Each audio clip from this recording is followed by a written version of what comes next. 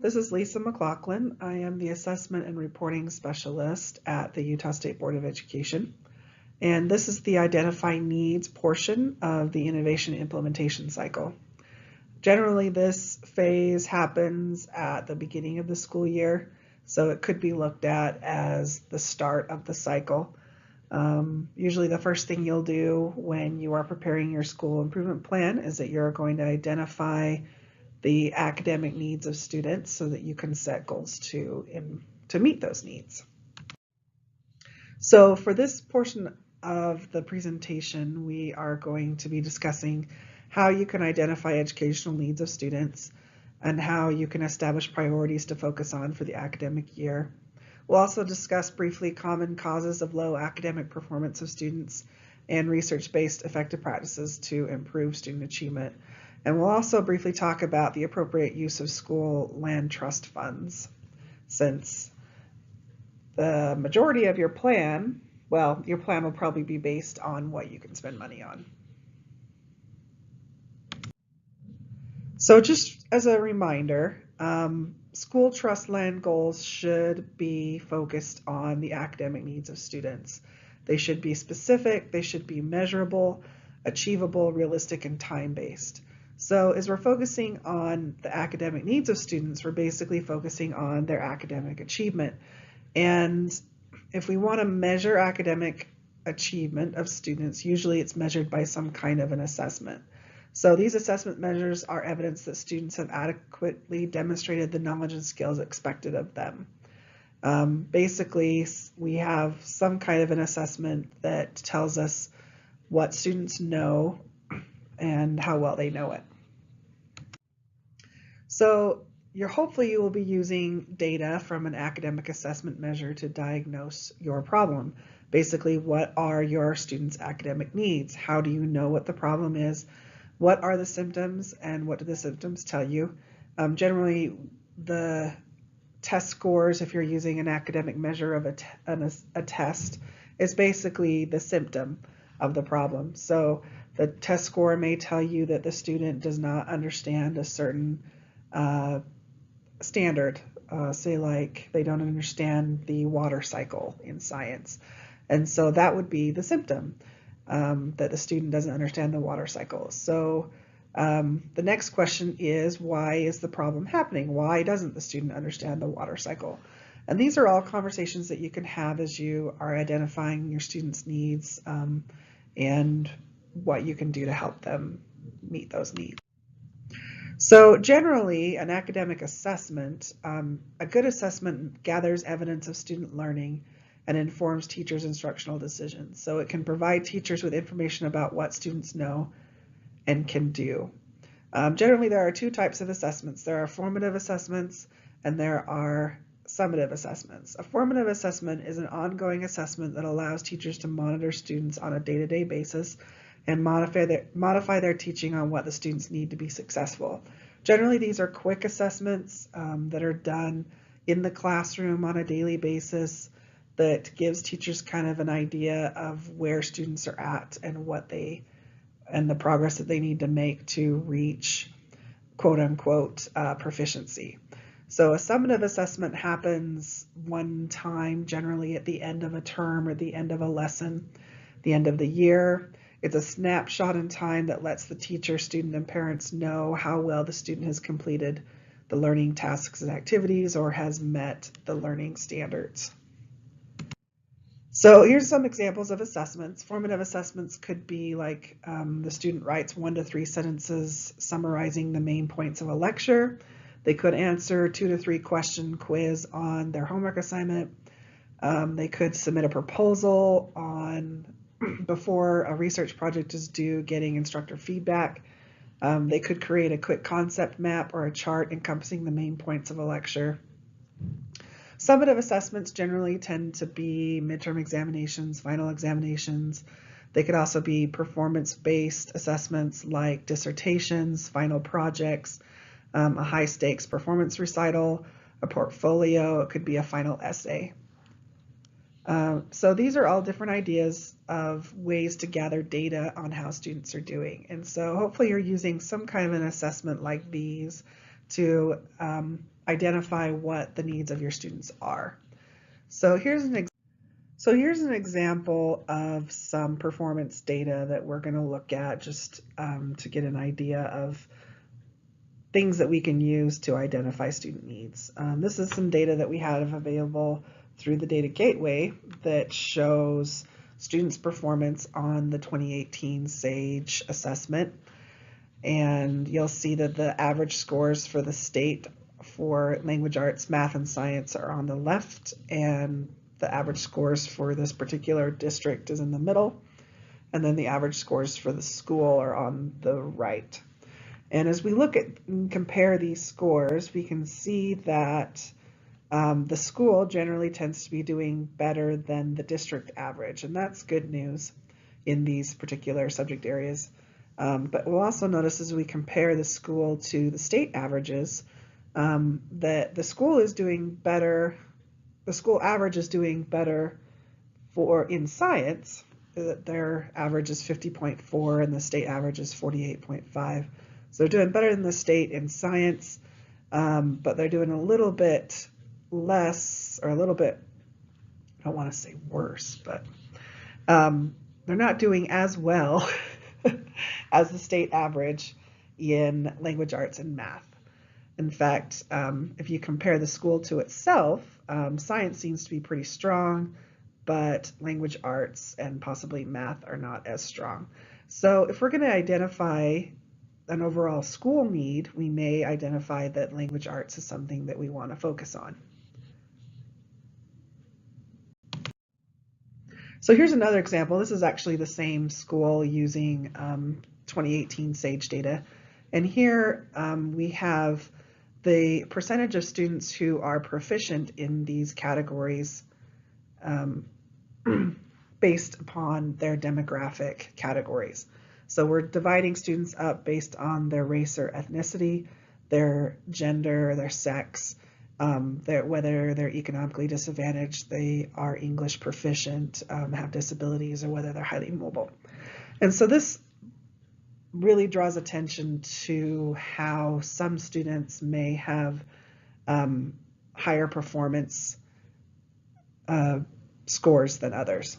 So here we'll notice that the highest score on this whole chart is in multiple students who identify as being from multiple races, and they seem to be doing really well in science. That 87.5 of these students are proficient in science.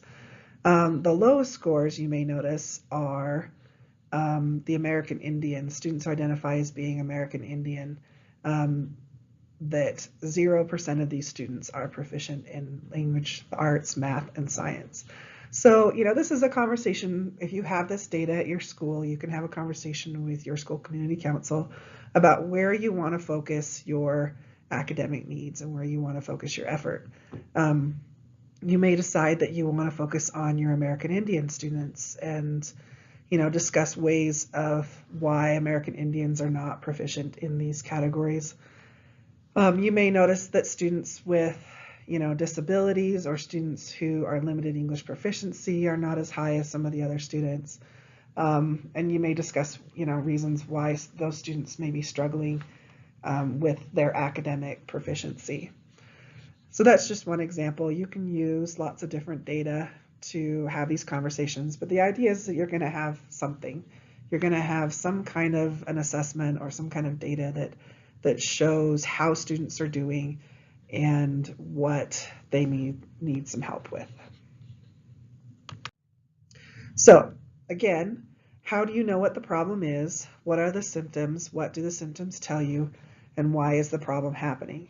So the big question is, why is the problem happening? I think if you have the appropriate data, you can very quickly identify what some of these academic needs are. But understanding why those are happening, it's like, why would American Indian students not be proficient? Why would English language learners be struggling? Those are definitely some conversations that can be happening. And that's, to be completely honest, that is information that the industry has been struggling with. In fact, I think there are more research studies that focus on student achievement than probably in anything in education. And so there is a ton of research that talks about how what affects student achievement. And in fact, so what are the possible treatments? It says explore effective practices to improve student achievement. How do you know if something is likely to be effective? And how can you find resources that provide that information? So like I said, there's lots of different resources. You can, look up research articles. You can do some looking online. We have what they call What Works Clearinghouse that talks about different ways of, factors that influence the student achievement. But you can also find some research studies that focus specifically on different demographics of students. And so if you're particularly interested in American Indians, there's a lot of research that talks about the academic success of American Indians and what has worked and what hasn't. And so just briefly, I just want to talk about one particular study. This one has been particularly popular in the education community because it's a study of a bunch of studies. And so they call it a meta-analysis. And basically, John Hattie in 2009 published a book called Visible Learning that took 800 studies on what affects student achievement and did kind of consolidated it and did a study so that it was easier to read and to compare. And so he found that there are actually 6 factors that influence student achievement. Basically, he's divided these up into the child, the home, the school, the curricula, the teacher, and the approaches to teaching. And he said it was interesting. It says what works best appears to be similar across the subject, age, and context. But of course, there are likely to be interactions between these factors. So for example, the child may, if you have a child who loves learning and is really motivated in learning, that may influence the different factors in the school that can, one of the factors in the school is peer pressure. And so if the student is really motivated in learning, then that may mitigate some of the negative factors that come from a school. It's like there's students in the school that don't like to learn. And so anyway, those are kind of the ideas of how these different factors can interact with each other and change how they affect the student learning. But very quickly, I don't want to spend a lot of time, but I just want to briefly go over these because it may give you an idea of what you can focus on, what may be the possible solution to your students' academic needs. So the child, aka the student's dispositions. So a lot of the studies in this area have focused on the student's disposition to learning. So what is their prior knowledge of learning? What expectations do they have towards learning? How open they are to learning experiences? Emerging beliefs about the value and worth of these experiences and whether they want to invest in their own learning. Their engagement level. I think most parents will agree that they have some children who are more engaged in certain activities than others. That definitely can have an effect on how much they learn in those particular areas. And the ability to build a sense of self from engagement in learning. And so one thing I hear a lot from students is, oh, I'm just not capable of doing that, or that's not something that I can do. And I think some of that comes from they've developed an identity within themselves that they can't learn or that they are unable to learn. And so that definitely plays a factor in their achievement. So we'll also talk about the home. And honestly, I think this is one area that hasn't had a lot of studies done. I think educational studies tend to focus on factors that as a society we can control, which is viewed in factors that happen in the school and the teacher level. But definitely the home, what happens in the home can have a huge impact on student achievement, particularly parental expectations and aspirations for their child and the parental knowledge of the language of schooling. So how do they understand what it means to register their child? Do they know that they need to participate in parent-teacher conferences? Do they attend how do they contact their teacher and ask these questions that they have about their students' success? Those kind of things can definitely have an impact on student achievement. And then another category is the school. We have the climate of the classroom, such as providing a safe, welcome, and caring environment, and then peer influences that happen at the school. I know the high school that I went to, there were a lot of students who were involved in music and the arts. And because everybody was doing it, I wanted to do it. And so that, it became the cool thing to do, is to be learning music and art. So obviously that can have an influence on student achievement. One of the other ones is the teacher.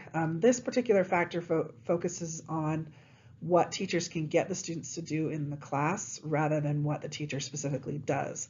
So for example, we're talking about the quality of teaching as perceived by the students. So this is how the students perceive how effective their teacher is, what their teacher's expectations are of them, how they conceptualize teaching and learning assessment in the students. Do they view that all students can progress and be successful? Is the teacher open to change? Can they be surprised? That if a student goes outside of the expectations, can they deal with that? The classroom climate obviously has a huge impact, and the teacher is a huge part of that climate. Do they develop a warm socio-emotional climate in the classroom where everybody feels comfortable, particularly if they make an error? Do they, are they welcomed, or are they looked shunned, I guess? Do they feel comfortable making errors and growing? Obviously, there's a focus on teacher clarity, which has been defined as clear articulation of success criteria and achievements. Does the teacher clearly articulate what is expected of the students and what they need to do to be successful? And then fostering student effort and engagement of all students, and getting all the students engaged in their own learning is huge. The other factor is the curriculum. So developing a curriculum that aims for the best balance of surface and deep understanding. And in Hattie's research, he talks specifically about this balance of surface, usually, vocabulary, recall, and deep understanding. And do they have the active skills and deep understanding of the particular content area? And that can be developed through the type of curriculum that you're teaching. And then he also spends a lot of time in his book talking about different teaching approaches. And so this would be specifically what the teacher does in the classroom. So do they pay deliberate attention to the learning intentions and success criteria? Are they setting challenging tasks? Do they provide multiple opportunities for deliberate practice? Do they know when the teacher and the student is successful in attaining these goals? Do they understand the critical role of teaching the appropriate learning strategies? Are they planning and talking about teaching? And then do the teacher constantly seek feedback and information about the success of his or her teaching on the students? And he said, Hattie says it's important that teachers critically reflect on and talk about their own teaching practices by using classroom-based evidence. This can be maximized when teachers are in a safe, caring environment among colleagues. So this is a lot of information that the research has shown can influence student achievement. And so now we kind of go back to your school. And once you have the data that has identified what the academic needs of students, maybe we've decided that we need to focus on our language arts because, like the example school that we showed with their SAGE scores, their language arts scores are not as high as they could be. And so, we need to identify why is the problem happening, what's happening when we're teaching language arts that could be influencing students' achievement, and what are some possible treatments. And so we look to the research and we may decide that we want to help our students or help our teachers have more really emphasize the success criteria and learning targets. And so this is definitely a conversation that you can have with your school community council, with your principal, and possibly with your teachers. That once you've identified that need, what are some possible treatments that can help them? And then that will eventually evolve into action steps that you will take as part of your plan. So the big question is, how do you fund the plan? So obviously there's a huge pot of money that's involved in the school trust lands funding, and there are some regulations on what you can and can't spend money on. So just briefly, I want to talk about what those regulations are. State Board Rule 277-477-4 says that funds should be used in data-driven and evidence-based ways to improve educational outcomes. So they need to be required to have a direct impact on the instruction of students in the particular school's area of the most critical academic needs. So if you are spending money on Chromebooks, you need to be able to say how those Chromebooks are going to help the specific academic need that you have identified in your plan. Let's see. Funding the plan, some things that are specifically mentioned that you cannot spend money on is covering the fixed cost of doing business, construction, maintenance, facilities, overhead, security, or athletics. So unfortunately, you can't spend money on toilet paper. You can't spend money on footballs. You can't spend money on the football program, those kinds of things. You can't pay for non-academic in-school co-curricular or extracurricular activities. Now this comes up every year about, because obviously the emotional or the behavioral aspect of children can have an impact on their academic performance. And so this is the guidelines that we have on how you address those specific behavioral needs. So spending money on in-school civic, character education programs, student leadership skills trainings, digital citizenship training, or other behavioral programs and activities. You can do that only if the plan clearly describes how the program or activity has a direct impact on the instruction of students in the school's areas of most critical academic needs. So in this example, you would say how this program is going to help students increase their language arts skills. You cannot spend more than $7,000 on the behavioral character development program. And then if you're going to provide student incentives, so sometimes we like to provide these incentives to students for good behavior, you can do that and spend money on that as long as it doesn't exceed more than $2 per student in the academic year. Examples of expenses that have not been allowed in the past are mailing and accreditation costs, admin, clerical, secretarial, staff bonuses, and technical support, phones, heating, air conditioning, appliances, copy machines, furniture, except unless it's needed to house purchased items such as a computer cart or bookcases for a purchased reading library. Unfortunately, we can't spend money on playground equipment, sports equipment, or physical education equipment.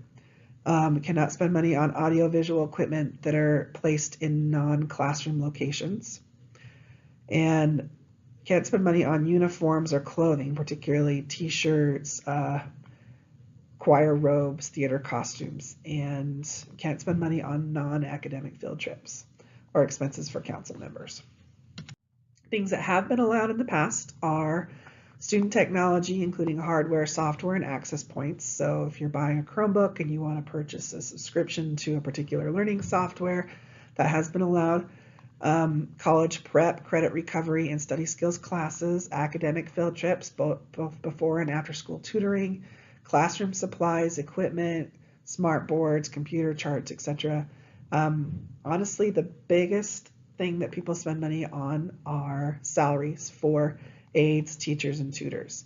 I had a principal tell me that this is because she could get all kinds of money from grants that will pay for classroom supplies and technology, but those grants usually have some kind of stipulation that you can't use the money for salaries and benefits. So school trust lands money is one of the few funding sources that will allow you to spend money for individual salaries. So you can hire teacher aides, you can hire teachers, you can hire tutors, and pay them through school trust lands money.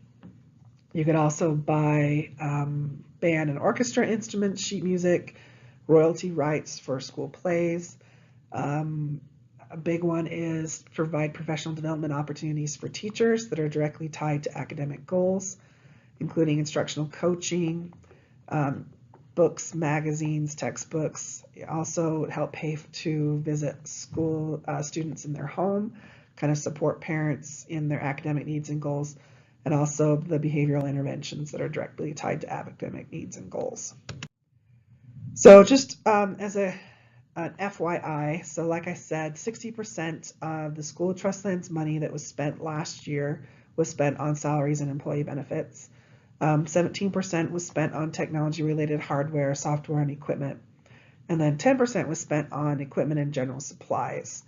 Obviously, this is just a general category, but as you read through the school trust lands plans, you know, they spend it on supplies for a literacy night, or they spend it on data books for parents or planners, you know, those kinds of things.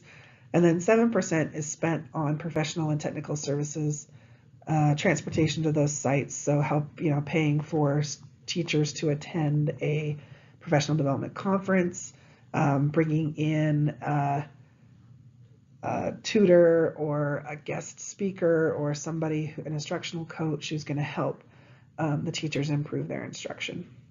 So there's some ideas on things that you can and can't spend money on, and things that may help you in addressing your students' academic needs. If you have any additional questions or would like further support with your school, feel free to contact me. There's my contact information, and I want to thank you for your time. And I will be back in another stage of the innovation cycle.